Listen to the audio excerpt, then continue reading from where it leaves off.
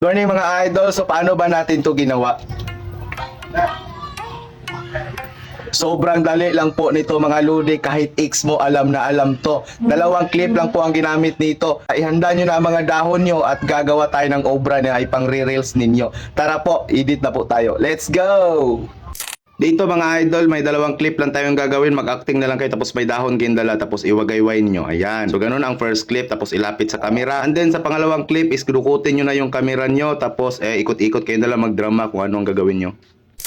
New project na tayo mga idol, and then dito i-select natin yung na-record natin na first clip. Ayan po, i-tap nyo po yan tapos tap. And then dito scroll tayo sa may unahan mga idol, yung pa ganyan na yung dahon niya. Ayan, wagayway na yung dahon, gilaw-galaw na yung dahon ba.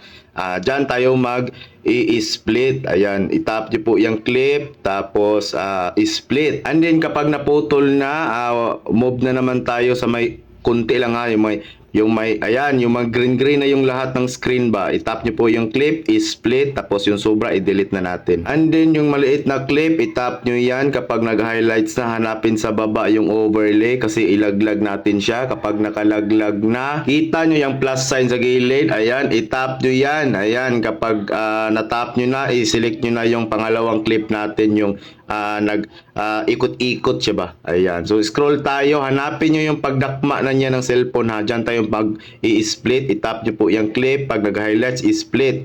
And then yung unahan, i-delete na natin. So ganito na magiging itsura niya. So parang wala lang no.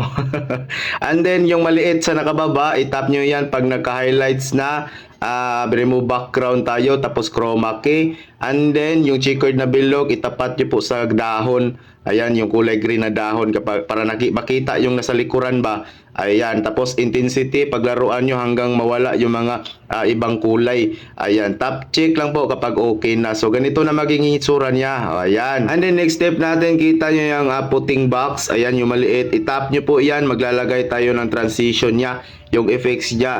Hanapin, i-type nyo po, i-search nyo po yung vertical blur. Ayan, vertical blur. I-tap nyo po yan. Tapos, i-select nyo ito. Ayan. I-tap nyo yan. Tapos, yung speed niya, gawin yung 1 second ang speed niya.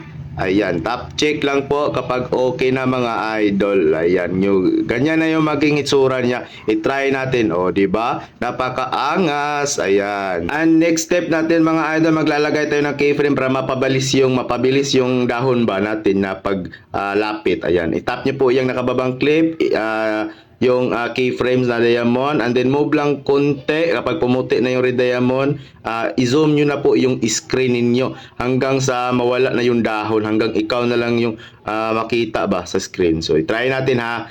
Ayan. So, dalawang keyframe lang ginamit dito. Ayan. So, ganoon lang kadali mga idol mag-edit, no? And then dito, paabuti natin ng 15 second. Ayan. Pag 15 second na, putulin natin yan. I-delete na natin sobra.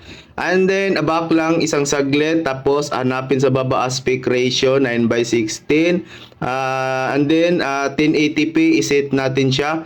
Ayan, tapos yung code rate natin i-high natin. Tapos pwede niyan i-export mga idol. So ganoon lang po ka-basic mag-edit mga idol. Sana may natutunan po mga idol. Pag-share na lang ng video para matulungan ninyo nag-umpisa pa lang. Salamat!